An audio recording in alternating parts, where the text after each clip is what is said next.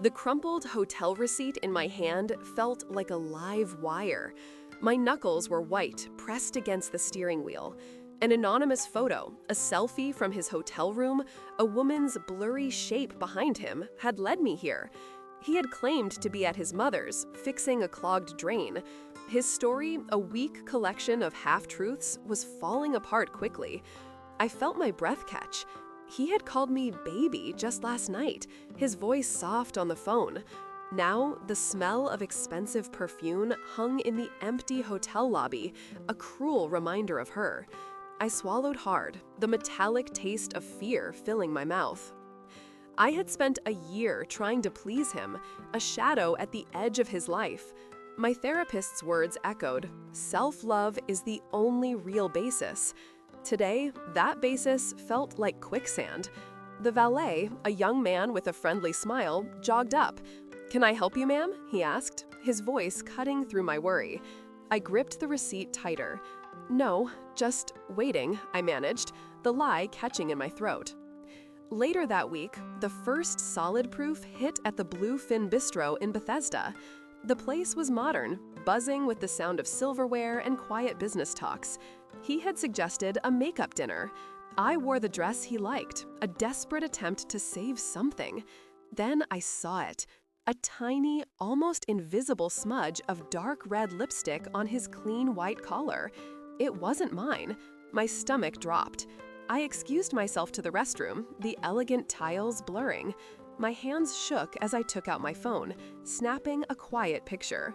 The anger, cold and sharp, began to push out the despair. This wasn't just about him. It was about me, the fool who kept falling for the same act. The talk was quiet, private. "Tired today?" I asked, my voice calm, pointing to the smudge. He brushed it off as dust, his eyes darting away. The lie was so easy, so practiced, it almost took my breath away. 2 days later, the real shock hit me like a rogue wave. I was at the Artisan Roast coffee shop, scrolling through his social media, a dark curiosity guiding my thumb. A new post, a photo of him, smiling, arm in arm with her. She was a local councilwoman, known for her progressive ideas on community housing, someone I had actually admired. The caption read, "Thrilled to work together on Project Hope. Great minds, great hearts." The official, public face of their relationship, presented as professional, twisted the knife deeper. This wasn't a one-night stand. This was a partnership, a project. My personal betrayal was now tangled with something larger, more public. It made everything complicated. My plan to quietly leave, to heal in private, shattered. My moral choice became clear. I wouldn't just walk away. I would expose the hypocrisy, not for revenge, but for the truth, for the integrity of the institutions he claimed to serve. The cost, I knew, would be huge. I foresaw a public display and the certain examination of my own reasons, my own past. The following morning, I dove into his digital trail. My laptop screen glowed in the dim room. I typed his name, then hers, into search engines. Public records, council meeting minutes, news articles, a mosaic of their intertwined public lives began to form. Their partnership on Project Hope, a community housing initiative, was front and center. I clicked through archived press releases. "Look at this," I muttered to myself, zooming in on a grainy photo of them shaking hands. They stood too close, their smiles too wide for mere colleagues. This wasn't just a political alliance. It felt like a choreographed performance. "You're going deep," my friend Sarah said later that day. We were at my apartment, surrounded by printouts and highlighted documents. She had come over after I called her, my voice tight with urgency. "This is more than a bad breakup, isn't it?" she asked, her eyebrows raised. I pushed a stack of papers across the table. "He's using his position, Sarah. He's building a public image with her while telling me he's devoted." My hands shook slightly as I pointed to a specific document. "Look at the dates here. He was with me, then at a gala with her, talking about our shared vision." The layers of deceit were astounding. The next step was risky. I needed proof that went beyond vague photos and public smiles. I remembered a conversation about his work phone. He had a habit of leaving it charging in the living room while he slept. A late-night opportunity presented itself. He had called me sweetheart that evening, his voice heavy with false affection. After he drifted off, I crept out of bed. The house was silent, a vast, empty space around me. The phone sat on the charging pad, a dark rectangle. My heart beat fast. "Just one look," I whispered. I knew his password. I had seen him type it countless times. My fingers trembled as I unlocked the screen. What I found was a gut punch. Not just messages, but a whole separate life. Texts filled with endearments, travel plans, inside jokes, all with her. I scrolled through months of conversations. There were even shared calendar invites for private strategy sessions that coincided with dates he had canceled on me. He was with her, I whispered, the words barely audible. One message in particular stopped me cold. "Can't wait for the Paris trip. We deserve this, my love." Paris. He had told me he was going to a conference in Brussels. The lie was so grand, so elaborate. I sat there in the dark, the phone clutched in my hand, feeling sick. The quiet house amplified my rising anger. This wasn't just about cheating. It was about a calculated deception woven into the fabric of his professional and personal life. My moral compass spun wildly. He wasn't just breaking my heart. He was playing a dangerous game with his public role. "He needs to be stopped," I said aloud, the sound of my voice a raw whisper. I knew I couldn't ignore this. The following day, a decision was made. I scheduled a meeting with a local journalist known for investigative reporting. Her name was Evelyn Reed, and she worked for the City Beacon, a newspaper that prided itself on uncovering local corruption. I walked into her office, a cluttered space filled with stacks of newspapers and the smell of old coffee. She had a sharp, knowing gaze. "So, you have a story for me?" she asked, her voice calm but direct. I laid out the evidence. The hotel receipt, the lipstick photo, the screenshots from his phone, the public records linking him to the councilwoman. I spoke plainly, without emotion, detailing the timeline of deception. "He's not just hurting me," I explained. "He's undermining public trust." Evelyn listened, her pen scratching notes on a pad.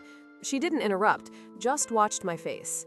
"This is significant," she finally said, tapping her pen against the table. "Public figures, even local ones, have a duty. What you're alleging, if true, impacts the integrity of Project Hope and potentially other initiatives." She then asked about my motives. "Why are you coming forward now? What do you hope to achieve?" I looked her in the eye. "Not revenge. I want accountability. I want the truth to come out so others aren't fooled, and so his public work isn't compromised by his private lies." She nodded slowly. "Understood. We'll need to verify everything. This will be a complex piece." The next few weeks were a blur of nervous waiting and quiet anxiety. Evelyn and her team meticulously verified my information. They pulled more public records, cross-referenced timelines, and even conducted discreet interviews. I knew the storm was coming. The day the article was set to publish, my stomach churned. I barely ate. I kept checking the City Beacon website, my finger hovering over the refresh button. Then it hit. The headline blared across the front page. "Councilman's Double Life. Project Hope leader accused of extensive deception." The article detailed everything: the hotel, the lipstick, the Paris trip, the public facade with the councilwoman, the private messages. It was a careful, factual account, presenting the evidence without sensationalism. My name was withheld, but the story was undeniably mine. "It's out," I whispered to Sarah, who sat beside me, equally stunned. The phone in my hand vibrated constantly with texts and calls from friends and family. The fallout was immediate and explosive. Social media erupted. News channels picked up the story. The councilman issued a weak statement, denying the personal allegations and praising Project Hope. The councilwoman released her own statement, expressing shock and disappointment, claiming she was unaware of his marital status or personal conduct. A few days later, a special council meeting was called. I watched it unfold online, my heart pounding. During the public session, citizens spoke out, some angry, some bewildered. "We trusted him," one woman shouted. "What does this mean for Project Hope?" another asked. The atmosphere was tense. Then, the council leadership announced an internal investigation into the councilman's conduct and his role in Project Hope. Given the serious nature of these allegations and the potential impact on public trust, the council president stated, "We must act." That night, my phone rang. It was him. I hesitated, then answered. His voice was cold, accusing. "What have you done?" he spat. "You've ruined everything." I took a deep breath. "You ruined everything, not me. I just exposed the truth." He launched into a tirade, a mix of anger and self-pity. "This was unnecessary. We could have handled this privately." I listened, calm, for a moment. "There was no private way for you. You built a public life on lies. I had to choose to expose that." I hung up, the silence after the call feeling like a heavy blanket. The confrontation was over. I had made my stand. The consequences began to unfold. The councilman resigned from his position on Project Hope, citing personal reasons to focus on his family and well-being. The internal investigation continued, focusing on whether his deception had impacted project funding or decision-making. The councilwoman, though publicly claiming ignorance, faced questions about her judgment. Trust in local government took a hit. The quiet aftershock was the hardest part. The constant news cycles faded, but the echoes remained. My apartment felt different, lighter in some ways, heavier in others. I still saw articles pop up, updates on the investigation. The relief was there, a deep, solid feeling. But so was the weariness. I had done what I felt was right, but it had cost me deeply too. The anger had cooled into a steady resolve. My therapist's words about self-love finally felt real, something I could build on. Update 1. The councilman faced no criminal charges, as his actions were deemed personal misconduct rather than financial fraud. However, the internal investigation concluded that his conduct created an unacceptable breach of public trust, severely damaging his political career. He has since withdrawn from public life. Update 2. Project Hope, after a period of uncertainty, found new leadership. The councilwoman, after facing public scrutiny, issued a more detailed apology, admitting she should have been more diligent. She has focused on rebuilding her image, emphasizing transparency in all her community work.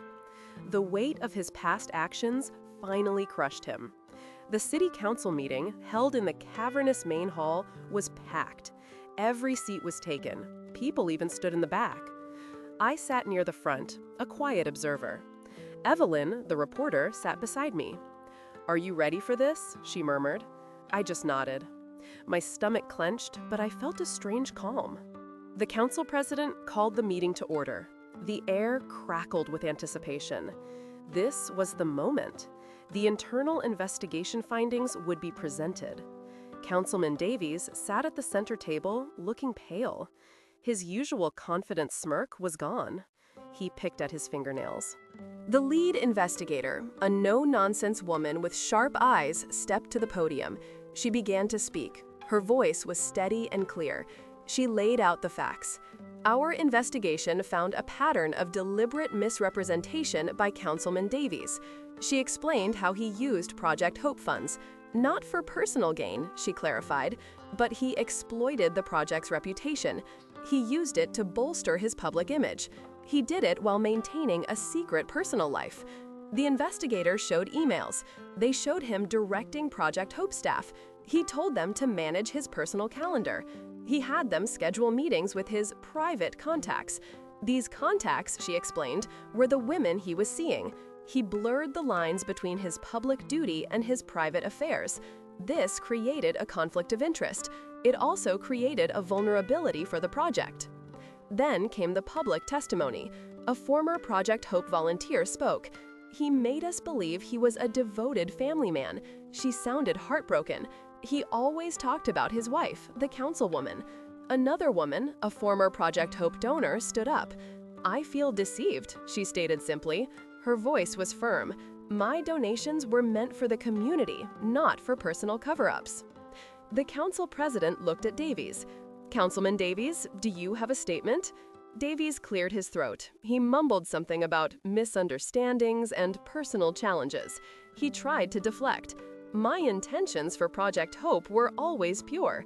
He looked around the room, searching for sympathy. He found none. Councilwoman Hayes, his supposed wife, spoke next. Her voice trembled. I believed him, she said. She held her head high. I regret not seeing the signs sooner. She looked directly at Davies.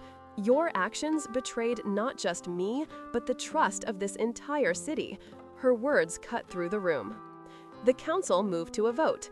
The resolution was clear. It called for his immediate removal from all council duties. It also banned him from any future city-funded projects. The vote was unanimous. Every council member raised their hand. The gavel struck. A ripple of murmurs spread through the room. The public applauded. It was a wave of relief. This was the public payoff. Justice, in its own way, had been served. Leaving the meeting, the sunlight felt harsh. Evelyn squeezed my arm. You did it, she said softly. I managed a weak smile. The relief was immense, but a hollow ache remained. My phone buzzed with messages. Friends were congratulating me. My sister called, her voice full of pride. I knew you could do it, she whispered. I walked home, the city noises blurring around me. The quiet aftershock began to settle in. My apartment felt empty. The fight was over. The adrenaline drained away. I sat on my couch. The silence pressed in. I had won, but what had I lost? My relationship was gone. My trust was shattered. The path ahead felt uncertain. The therapist's words echoed. You can't control what others do. You can only control your response. I had responded. I had stood up for myself. It felt good, a deep, quiet satisfaction. I started to make a cup of tea. The small, ordinary action felt grounding.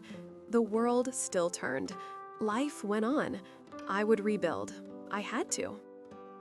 Update 1. Councilman Davies moved out of the city shortly after his removal. He attempted to start a consulting firm, but his public image never recovered. He eventually declared bankruptcy and has not been seen in public life since. Update 2. Councilwoman Hayes took a temporary leave of absence. She returned to her duties with a renewed focus on community engagement and transparency. She implemented new ethics guidelines for Project Hope, ensuring no single individual could wield such unchecked influence again. Her efforts slowly began to restore public confidence in her leadership. Betrayal often reveals our deepest strengths. How do we navigate the line between personal pain and public truth?